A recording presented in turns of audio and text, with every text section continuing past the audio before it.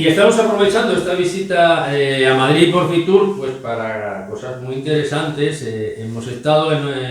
Hemos difundido otro vídeo hablando de la Ley de Nacionalidad Reparativa de Puerto Rico, y vamos a seguir en la isla del encanto. Y hablando de Puerto Rico, pues hoy estamos con José Francisco Buscaglia, que presenta un libro, La maldición de Santa Águeda, 1898, más allá del olvido, en referencia a sucesos que ocurrieron en el fatídico año 1898, año en el que los Estados Unidos empieza su despegue como imperio y España, digamos, cierra la puerta.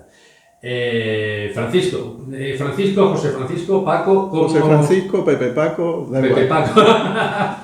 Cuéntanos, ¿qué es...? Vamos a poner aquí la portada, sí, al lado. La maldición de Santa Águeda. Es una novela histórica, imagino. Cuéntanos. Sí, es una novela histórica. En realidad es historia novelada. Es lo que conocemos en castellano como una crónica. Una crónica con algo de ficción, porque hay varios personajes que están novelados, pero la gran mayoría de las personas que se mencionan en la obra fueron personas que tuvieron una participación importantísima en los hechos del fin del siglo XIX. ¿Qué cuenta? ¿Qué es Santa Águeda?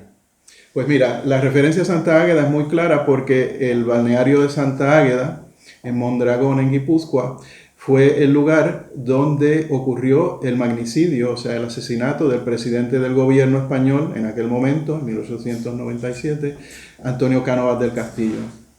Y lo que no se conoce, o solamente lo conocen algunos académicos, y por haber sido parte de todo un complot en una historia secreta, en el clandestinaje político, es que el asesinato de Antonio Cánovas del Castillo por un anarquista tipógrafo italiano de nombre Michele Angiolillo fue financiado y preparado de alguna forma u otra, pero siempre de una forma directa, por el representante del gobierno el gobierno de Cuba en armas, de la República de Cuba en armas en París, que era un puertorriqueño, Ramón Emeterio Betances, que recibió a Angiolillo en su casa y tuvieron un intercambio de una semana, 7 días que estuvieron con citas viéndose continuamente, porque cuando Angiolillo llega a París, llega sin dinero, con un arma oxidada, y entre los contactos que le habían dado para que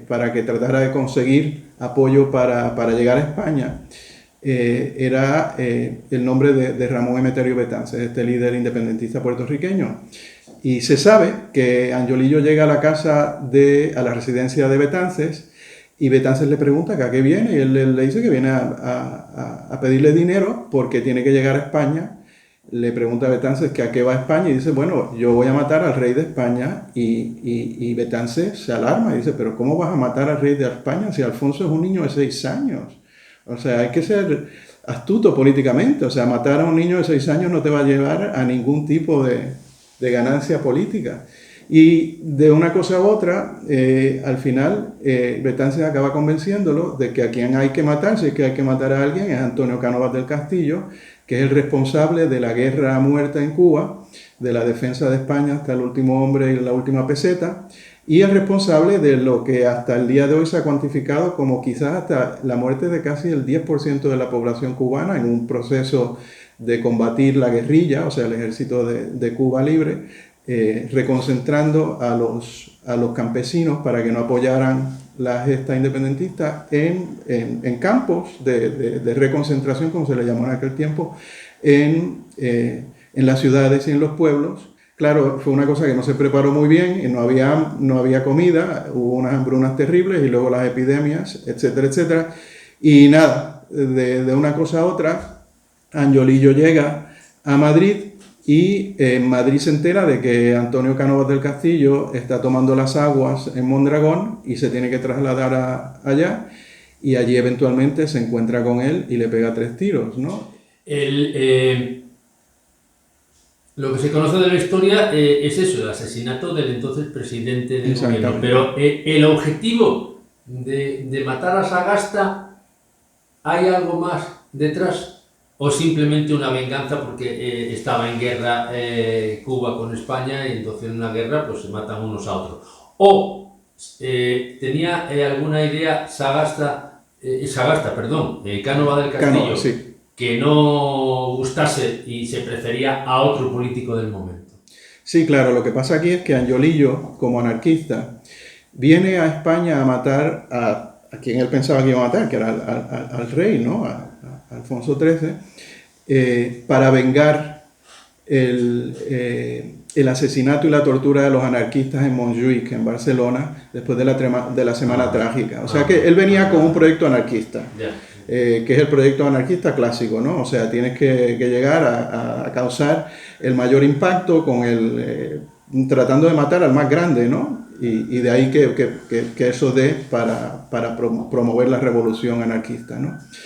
Pero cuando llega a entrevistarse con Betances, Betances tiene otro objetivo.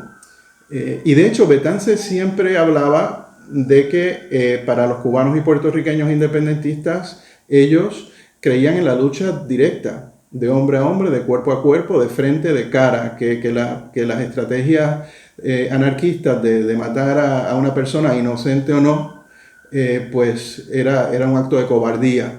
Pero ya en ese momento Betances llevaba 30 años luchando por la independencia de Puerto Rico y por supuesto apoyando la causa cubana con todos sus grandes esfuerzos.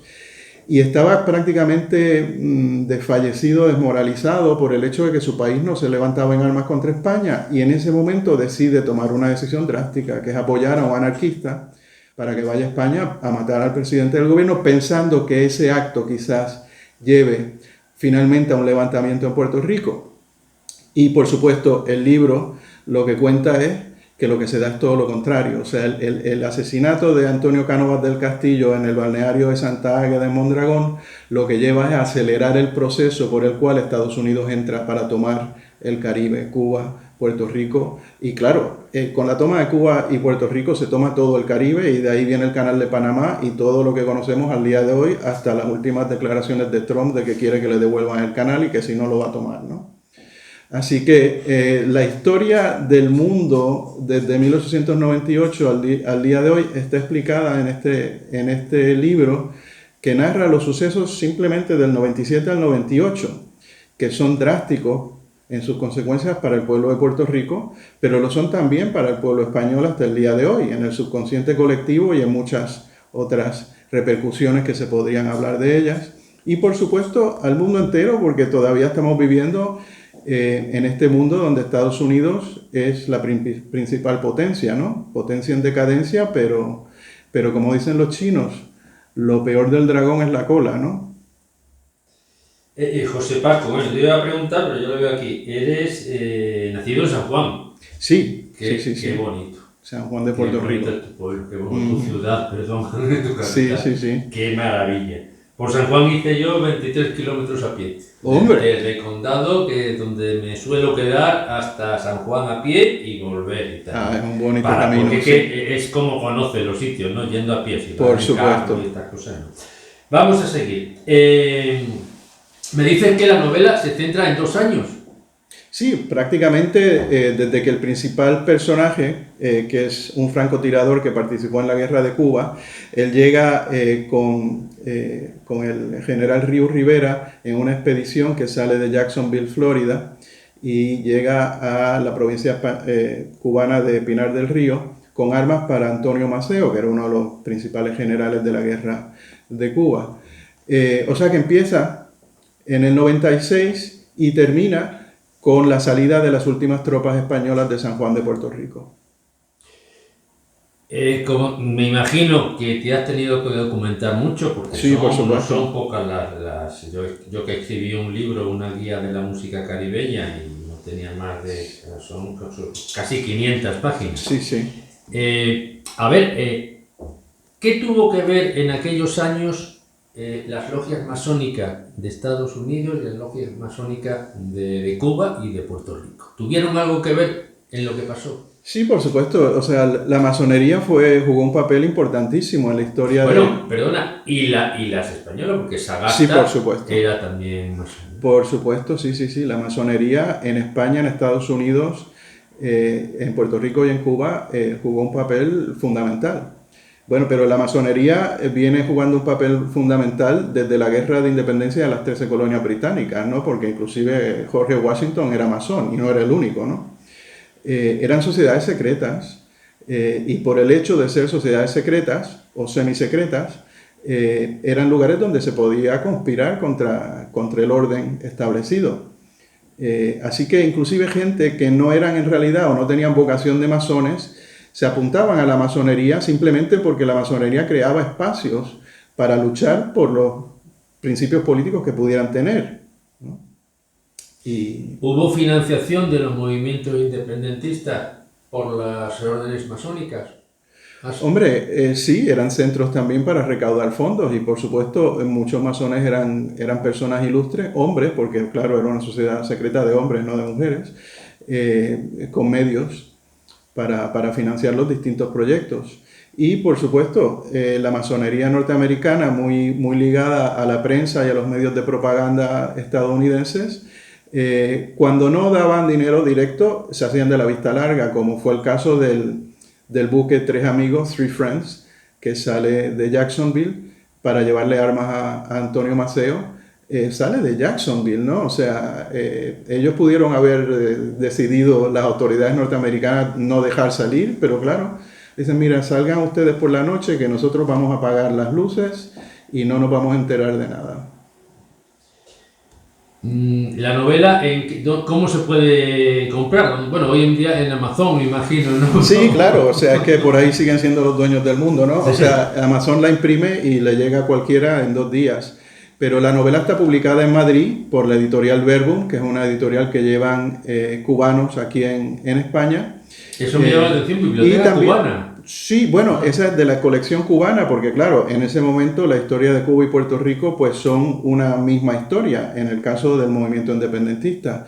En Puerto Rico hubo un movimiento independentista desde mediados del siglo XIX, pero en el caso concreto de la Tercera Guerra de Independencia de Cuba, que comienza en 1895, el entendimiento entre el Partido Revolucionario Cubano y la sección de Puerto Rico del Partido Revolucionario Cubano en Nueva York era que los independentistas de Puerto Rico iban a ir a pelear, a luchar en Cuba, y cuando se libera, donde habían condiciones para que se diese la guerra, por condiciones geográficas, políticas, etc. Y una vez que Cuba fuera libre, el entendimiento era que Cuba iba a organizar una expedición armada para liberar a Puerto Rico. Eso no se da. Eso no se da porque cuando Estados Unidos interviene en la guerra de independencia de Cuba y de Puerto Rico, el Partido Revolucionario Cubano en Nueva York básicamente se olvida de su compromiso con Puerto Rico y dejan de hablar del caso de Puerto Rico para referirse al problema de Puerto Rico, ¿no? Y ahí se desvincula Puerto Rico de Cuba en el siglo XX, aunque por supuesto sus destinos van a estar ligados por el mero hecho de que quedan en la zona de influencia directa de los Estados Unidos. ¿Y cuál era el problema de Puerto Rico? El problema de Puerto Rico para los cubanos es que era demasiado complicado centrarse en defender Cuba y en llegar a tener una posibilidad de establecerse como una república independiente si tenían también que cargar con Puerto Rico. Lo que sucede, que muchas veces no se entiende bien o la propaganda política del momento no lo explica correctamente, es que cuando hablamos del movimiento independentista en Cuba o el movimiento independentista en Puerto Rico, no se puede hablar de un movimiento independentista. Hay distintas versiones de la independencia y de los proyectos independentistas. Hay unos proyectos independentistas como los de Maceo en Cuba y Betances en Puerto Rico, que ven la independencia dentro del marco de una confederación de pueblos antillanos para frenar el avance de Estados Unidos, que era muy claro que se querían quedar con las Antillas como zona de influencia inmediata, y ya se hablaba del proyecto del Canal de Panamá o el Canal de Nicaragua, que era esencial para Estados Unidos porque ya habiéndose quedado con el oeste y con California, tenían que conectar el país y el ferrocarril fue muy importante pero todo lo grande y pesado se movía por agua, ¿verdad? Y para conectar Nueva York con California, con San Francisco, pues había que dar el Tajo por algún lugar, ¿no? Y el Tajo se empezó dando invadiendo Cuba y Puerto Rico y luego construyendo el Canal de Panamá. Bueno, Y perdona, estaba ese movimiento independentista de corte antillanista. Había un independentismo light, como dirían en inglés, ¿no? Suave, que es lo que se llama el autonomismo, que fue un movimiento muy problemático hasta, y está muy bien narrado, creo yo, en el libro, esa problemática. Y claro, un movimiento independentista que lo que aspiraba a que las islas fueran independientes, tanto Cuba como Puerto Rico, para luego pedir que fueran recibidas como estados de los Estados Unidos, ¿no? Que es lo que llaman el anexionismo, que es un término que no se debería utilizar porque la anexión se dio en el 98, o sea, Estados Unidos se anexó Puerto Rico hasta el día de hoy, y Cuba también creen que tienen licencia para hacer con Cuba lo que quieran, como es el embargo al que someten al país hasta el día de hoy, ¿no? Hay muchas teorías, mucha rumorología. Es cierto que Estados Unidos estaba a punto de conceder la independencia a Puerto Rico cuando triunfa en Cuba la revolución, y entonces ya Estados Unidos dijo, La revolución de 1959. No. Estados Unidos... había un movimiento, sí. había un movimiento muy fuerte en la isla de Puerto Rico en 1959 por pro independencia, que con la llegada de los cubanos que salen huyendo de la isla de Cuba tras la revolución, que son pro norteamericanos, pierde fuerza ese movimiento de puertorriqueños en las elecciones que luego se hacen precisamente por culpa de los cubanos que votan pro norteamericano. Sí, a ver, en Puerto Rico hubo un movimiento independentista que fue el principal movimiento político en las primeras décadas del siglo XX, ¿no? Con un auge importantísimo en los años 30, bajo el liderato de un puertorriqueño ponceño llamado Pedro Albizu Campos. Ese movimiento, que era de corte fascista, inspirado más bien en el Sinn Féin, ¿no? Inspirado más bien en el republicanismo irlandés, pero que tomaba mucho de lo que estaba en boga en aquella época también, ¿verdad? En la República Dominicana de Trujillo y por supuesto en la Italia de Mussolini, etc. Ese movimiento llegó a montar un sistema paralelo de gobierno. Perdona, ¿por ahí iba Albizu?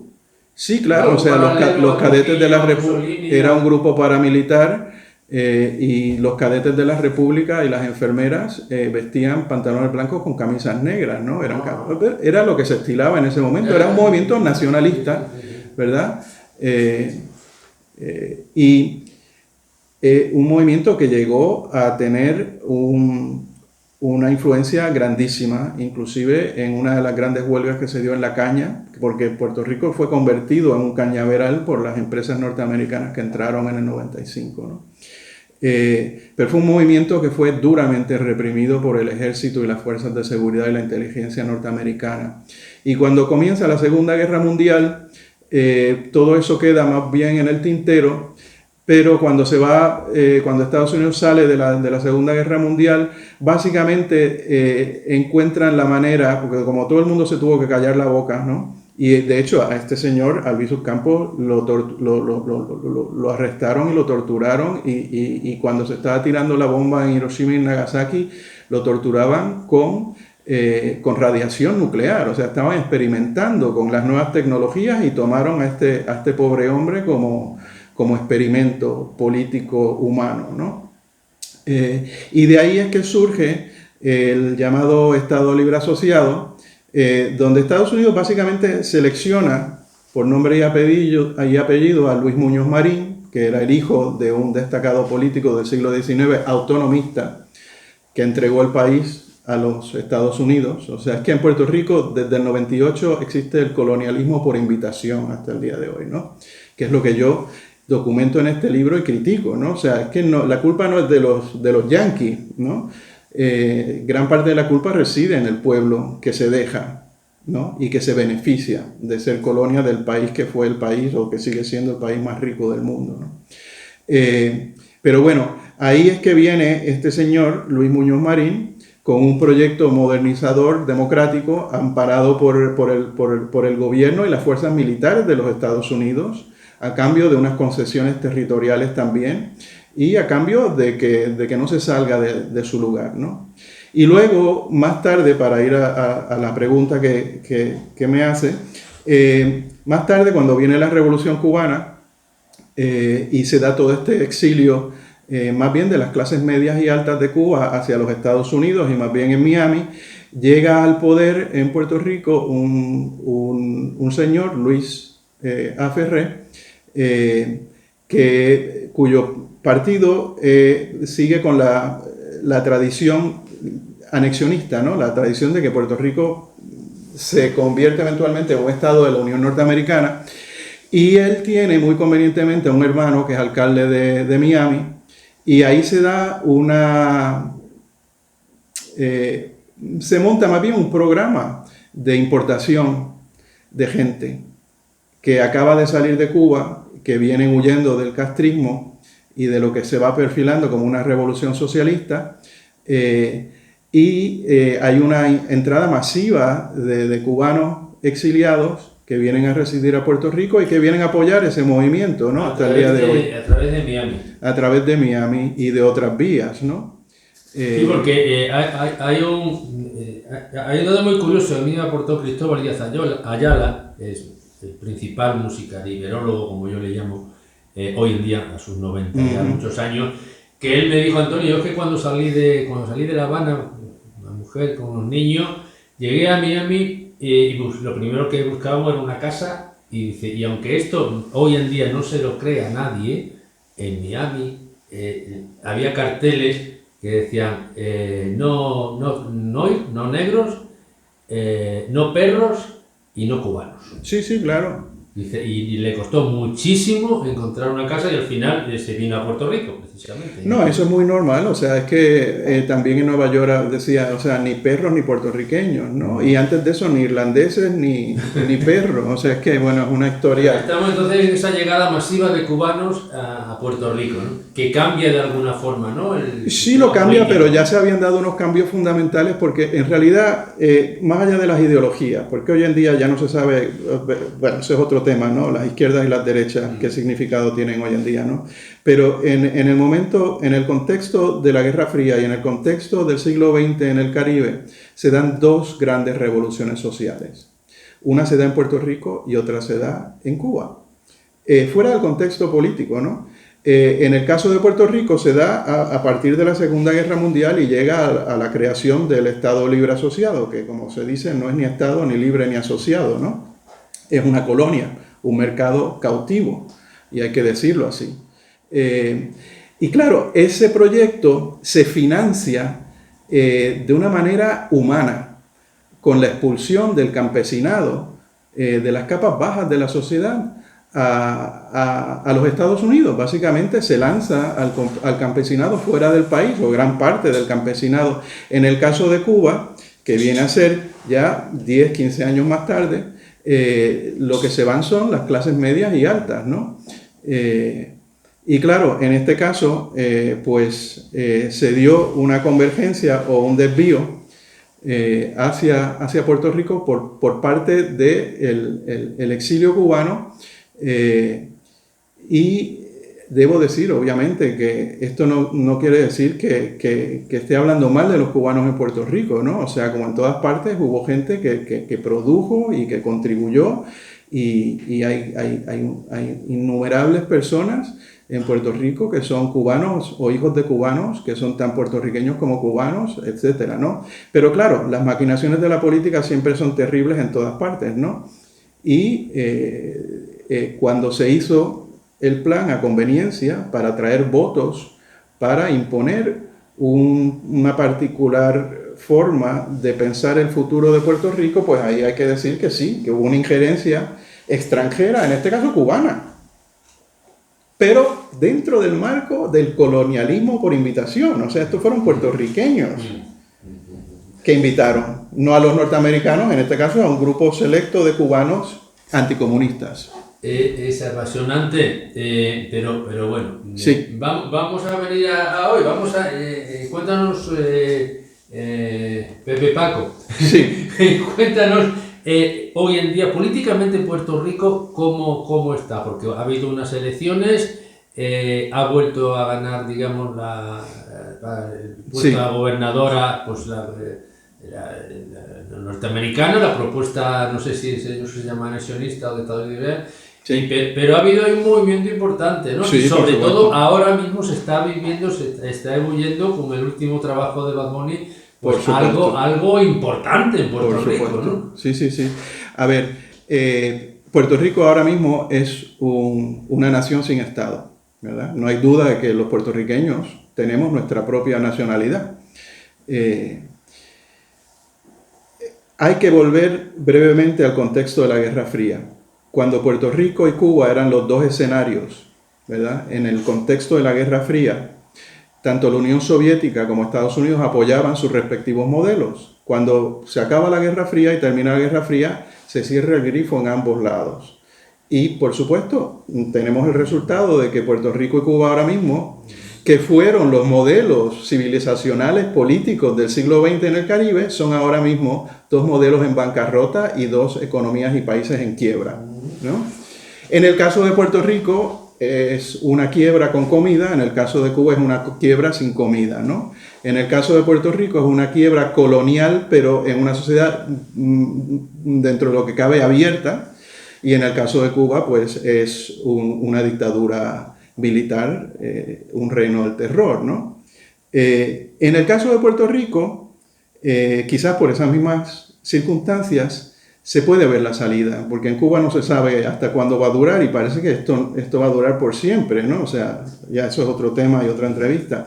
Pero en el caso de Puerto Rico hay una nueva generación de gente joven y de hecho estas últimas elecciones coloniales que se dieron, se ha hablado mucho de que han sido unas elecciones muy marcadas por las generaciones, por la generación de la gente mayor que viven todavía un poco atrapados mentalmente en el clima de la Guerra Fría, y la gente joven que tiene una conciencia de que Estados Unidos es un país o una potencia en decadencia, que Puerto Rico es una isla, que todo lo que llega a Puerto Rico llega por barco o por avión, y que el día que no llegue la comida ni por barco ni por avión, nos vamos a morir de hambre. Y entonces, uno de los principales movimientos que hay ahora mismo es mucha gente joven que está dedicándose a la agricultura sostenible, ¿no?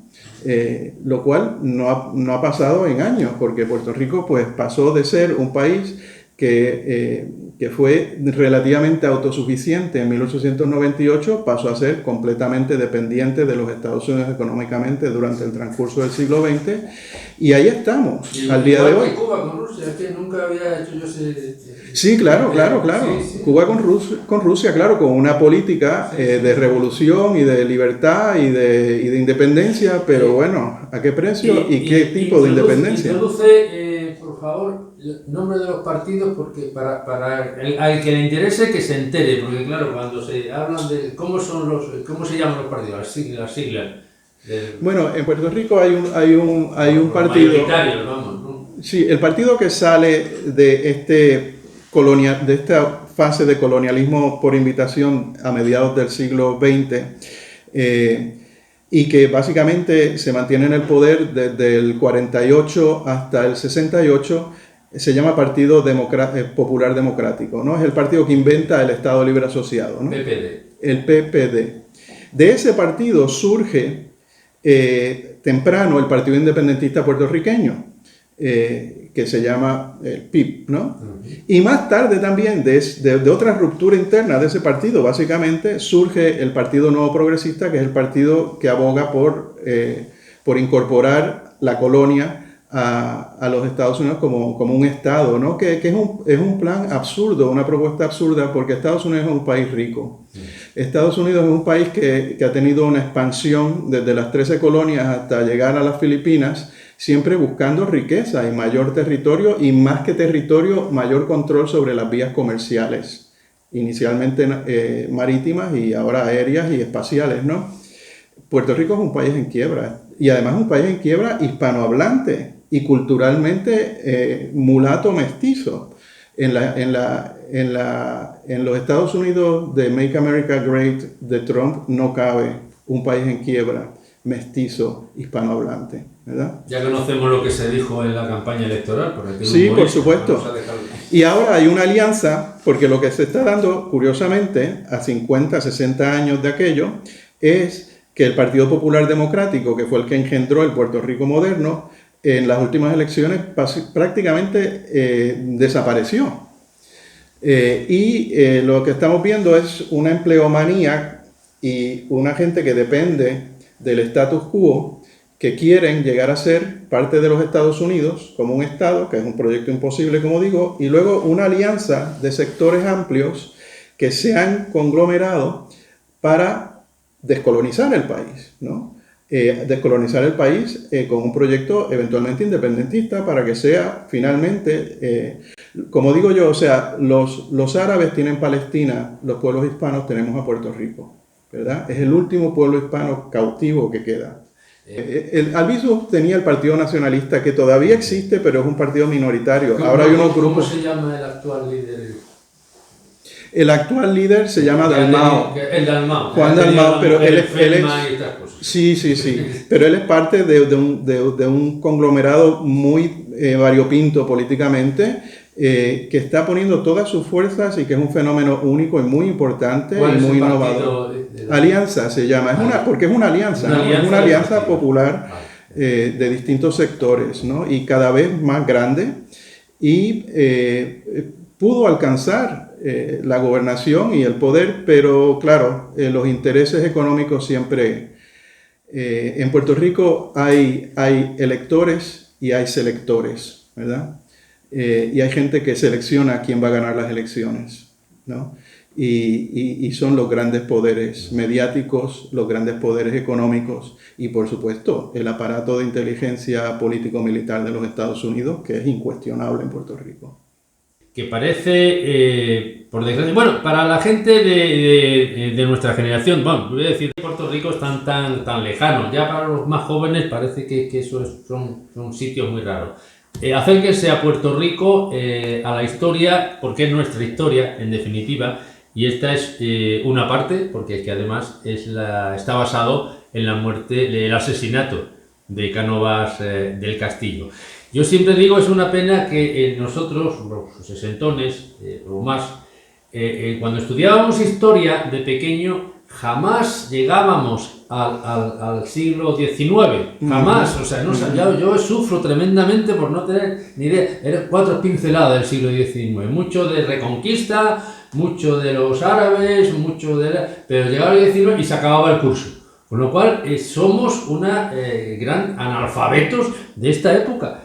Y desde luego es muy interesante la maldición de Santa Águeda, volvemos a verlo, lo podéis encontrar, ya sabéis, donde se encuentran los libros, y nada más. Y la imagen es del bulldog inglés con el que se mató a Cánovas, porque está en el Museo de Armería de Álava, en Vitoria.